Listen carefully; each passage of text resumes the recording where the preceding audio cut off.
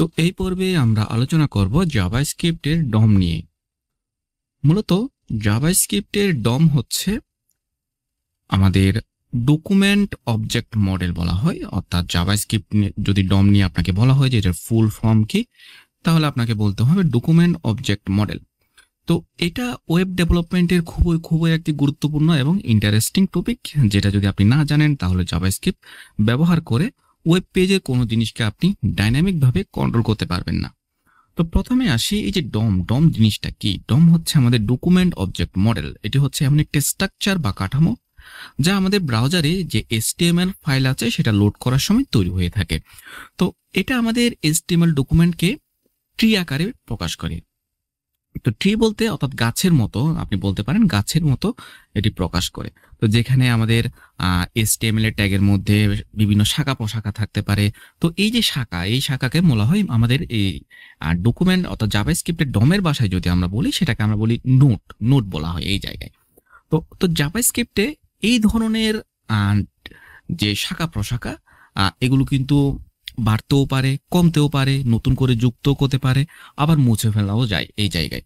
তো সহজ ভাষায় যদি বলি, আমরা যখন একটা ওয়েবসাইট তৈরি করি HTML দিয়ে, তখন শুধুমাত্র কিন্তু আমরা মার্কআপটা লিখি। আমরা যেমন H2 দিয়ে আমরা হেডিং ট্যাগ লিখি, যে এরপর হচ্ছে P ট্যাগ দিয়ে আমরা প্যারাগ্রাফ লিখি।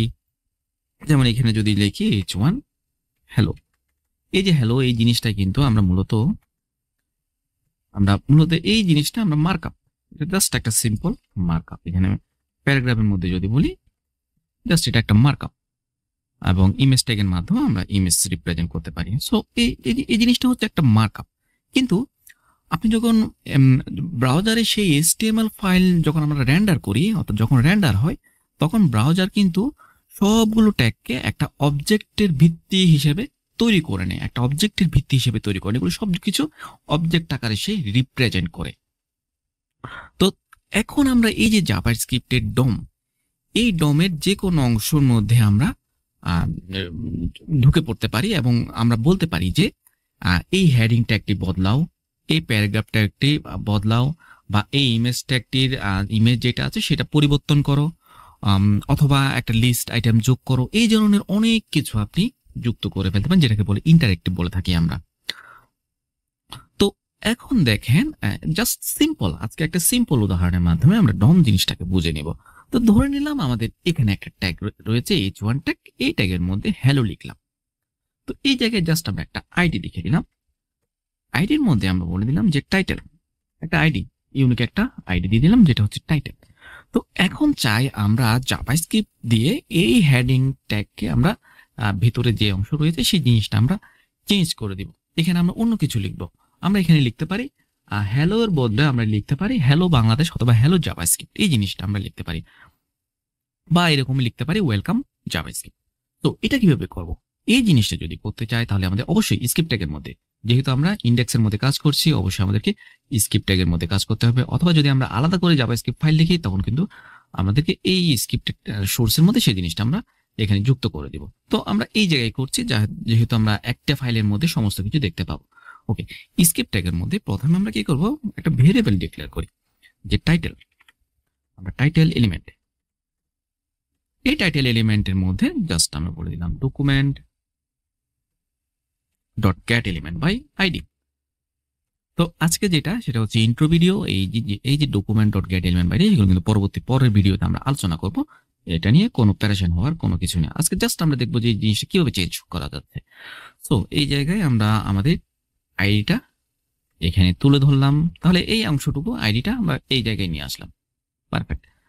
আচ্ছা, এখন যদি আমরা এই অংশটুকু যদি কনসোল লক করি, আমরা টাইটেল এলিমেন্টটাকে যদি কনসোল লক করি, তাহলে কি পাচ্ছি সেই জিনিসটা আমরা দেখব। ওকে, আমরা দেখেন, আমরা টাইটেল জিনিসটাকে যদি যখন আমরা কনসোল করছি, তাহলে কিন্তু সব পূর্ণাঙ্গ একটা কিন্তু পেয়ে গেছি। মূলত এই জিনিসটাই হচ্ছে নোট। এর ভেতরে অনেকগুলো অপশন রয়েছে, যেমন দেখেন সবকিছু কিন্তু আমরা এখানে পাবো। তো এই কারণে এটাকে বলা হয় অবজেক্ট। সো এখন আমাদের মূল কাজ কি? আমাদের মূল কাজ হচ্ছে আমাদের এই যে হ্যালো, এই হ্যালোটাকে আমরা পরিবর্তন করবো। তো এটা আপাতত আমাদের দরকার নেই, আমরা হ্যালো পরিবর্তন করব।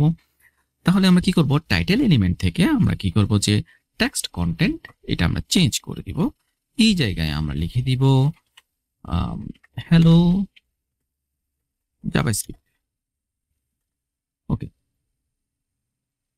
এটাকে অটো সেভ রাখলাম। ওকে, এখন যদি দেখি হ্যালো জাভাস্ক্রিপ্ট চলে আসছে, কিন্তু বাস্তবে আমাদের এটি ছিল কি, আমাদের এটি ছিল হ্যালো, কিন্তু সেটি নিয়ে আসলো হ্যালো জাভাস্ক্রিপ্ট। তো এই জিনিসটাই হচ্ছে মূলত ডমের কাজ। আমরা ডমের মধ্যে আমরা চেঞ্জিং নিয়ে আসছি, অর্থাৎ ডকুমেন্ট অবজেক্ট যে মডেল রয়েছে সেখানে আমরা চেঞ্জ নিয়ে আসছি। এই চেঞ্জিং এর ব্যাপারটাই হচ্ছে আমরা ডম দিয়ে করব, এবং শুধুমাত্র এই চেঞ্জ না, আমরা কি কাজ করা যাবে না সেটাও এখানে আপনি বলতে পারবেন না। সমস্ত কাজে আপনি ডম দিয়ে করতে পারবেন, যা ইচ্ছা তাই করা যায়, যা ইচ্ছা তাই। মূলত এখানে পরিবর্তনটাই আমরা বেশি নিয়ে আসি। হয়তো একটা বাটন থাকতে পারে, ওই বাটনে ক্লিক করলে কিছু একটা ঘটবে। তো এই জিনিসটা মূলত ডম দিয়ে করা হয়। তো এখন একটা সংক্ষিপ্ত আকারে আপনাদের বলে দিই যে ডম দিয়ে আমরা কি কি করতে পারি। তো যে কোনো এলিমেন্ট আমরা খুঁজে বের করতে আমরা যে কোনো এলিমেন্ট এখান থেকে খুঁজে বের করার জন্য আমরা ডম ব্যবহার করতে পারি। এরপর হচ্ছে আমাদের এলিমেন্টের লেখা, যে টেক্সট রয়েছে, স্টাইল রয়েছে, অ্যাট্রিবিউট রয়েছে, এই জিনিসগুলো আমরা পরিবর্তন করতে পারি। নতুন এলিমেন্ট যদি আমরা যুক্ত করতে চাই, ধরনের আমাদের এখানে যদি একটা নতুন এলিমেন্ট যুক্ত করবো, তখন সেটাও আমরা করতে পারি।